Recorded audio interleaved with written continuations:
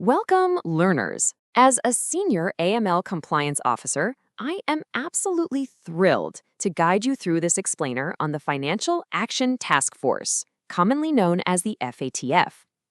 Whether you are a banker, a compliance analyst, or a student preparing for the banking sector, mastering this framework is essential for your career.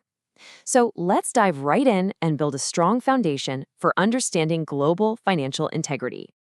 Now, let us understand our learning path today. We will be covering 6 key areas, starting with the history of the FATF, moving through its core objectives and the famous 40 recommendations, understanding the strict mutual evaluation process, looking at the gray and blacklists, and finally, examining the direct impact on Indian banks.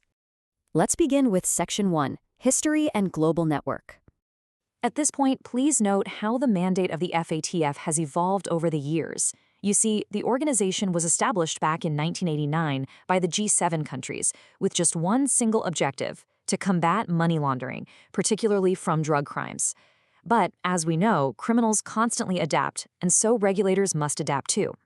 Following the tragic 9/11 attacks in 2001, the mandate expanded heavily to counter terrorist financing. Then, later in 2012, it expanded once again to target the financing of weapons of mass destruction. The key takeaway here is that the FATF is a dynamic, living body, constantly updating to face the world's most severe financial threats.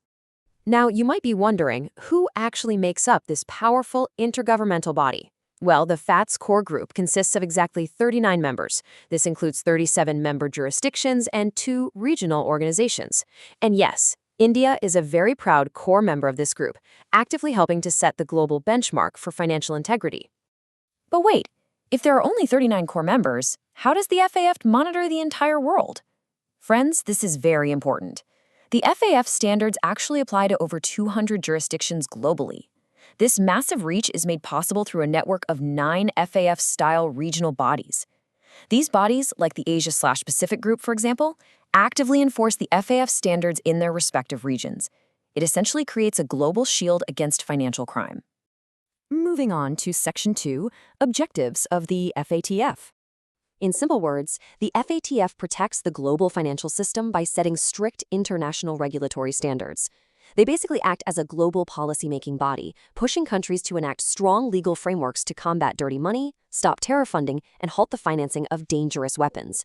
The ultimate goal is to ensure that every single country is operating on the exact same standard, leaving no loopholes for criminals. For example, assessing and mitigating terrorist financing risks is an absolutely critical, real-world objective. By carefully following the money trail, investigating authorities can identify the wider network of syndicate leaders and hidden financiers. This ultimately helps in dismantling terrorist networks entirely and preventing future attacks. This brings us to Section 3, the 40 Recommendations Framework. The FATF has created exactly 40 specific standards that every member country must incorporate into their own national laws. Now, we will not list all 40 individually today, but they group into critical themes that are very familiar to us as compliance professionals. These include strict customer due diligence, maintaining proper records, ensuring the transparency of beneficial ownership so that criminals cannot simply hide behind fake shell companies, and implementing targeted financial sanctions. Let us pause here for a moment. One of the most vital recommendations focuses on PEPs, or politically exposed persons.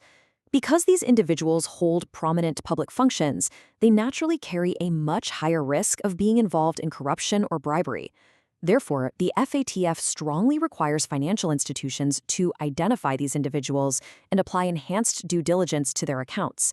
You simply cannot treat them as standard risk customers.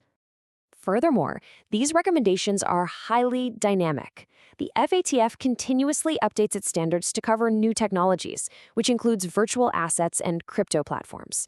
They clearly recognize that digital currencies can easily be misused by criminals as new money laundering channels, so they require countries to regulate and supervise these new technologies very strictly. Let's look at Section 4, the mutual evaluation process. Having 40 rules on paper is great, but how does the FATF actually ensure that countries follow them? They do this through a strict process called mutual evaluation. This is essentially a periodic peer review. Assessors from other member countries will visit your jurisdiction and check 2 main things: technical compliance, meaning do you have the correct laws written in your books, and effectiveness. Before moving ahead, let me really emphasize that second part, effectiveness. In simple words, just having the law is not enough. Countries must prove to the assessors that their system is actually working in practice. Are the law enforcement agencies successfully tracing illicit financial flows? Are they actively confiscating criminal assets? Are the banks genuinely reporting suspicious activities? A country must prove they are achieving real-world outcomes, not just doing paperwork. Now for Section 5, Gray and Blacklists. What happens if a country completely fails this evaluation? Well, let us pause here for a moment and look at the actual consequences. The FATF essentially uses two lists. Formally, the gray list refers to other monitored jurisdictions. If a country is struggling but promises to fix its gaps, it gets placed here under enhanced monitoring with a strict, time-bound action plan. On the other hand, if a country is completely non-cooperative and actively enabling terror finance, it faces a call for action, which is informally known globally as the blacklist. At this point, please note the realities of these lists based on recent evaluations. Over the years, many well-known jurisdictions have found themselves on the gray list, including the UAE, Turkey, the Cayman Islands, and previously Pakistan. The FATF actively works with them to improve their systems. However, currently only 2 countries are on the severe blacklist as completely non-cooperative jurisdictions: Iran and North Korea. The economic consequences of being on these lists are massive. Even being on the gray list hurts an economy badly. It signals to the global market that your financial system is highly risky, which drastically reduces the inflow of foreign capital and makes international borrowing incredibly difficult.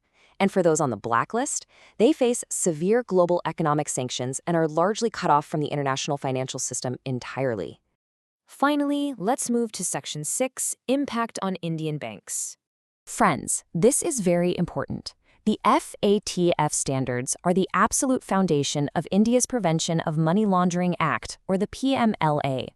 As compliance professionals, you are the front line of defense. In your daily operations, you must strictly follow these steps. You must identify the true beneficial owners of companies. You must screen every customer against UN sanction lists. You must conduct enhanced due diligence for high-risk clients like PEPs. And most importantly, you must promptly report any suspicious transactions to the authorities. The key takeaway here is that compliance is not just about ticking boxes for a regulatory audit. Your daily vigilance, your careful attention to red flags, and your commitment to a strong compliance culture directly protect the integrity of India's financial system. You are actively preventing our banking sector from being misused by organized crime syndicates or terrorist networks. I will leave you with this final thought today. We saw how the FATF has evolved from fighting drug money to tackling crypto crimes and weapons proliferation. As financial threats evolve with these new technologies, is your institution's compliance culture robust enough to meet tomorrow's standards? As criminals get smarter, are you truly prepared to defend the front line of our financial system? Keep learning, stay vigilant, and uphold the highest standards of integrity. Thank you for joining me in this explainer.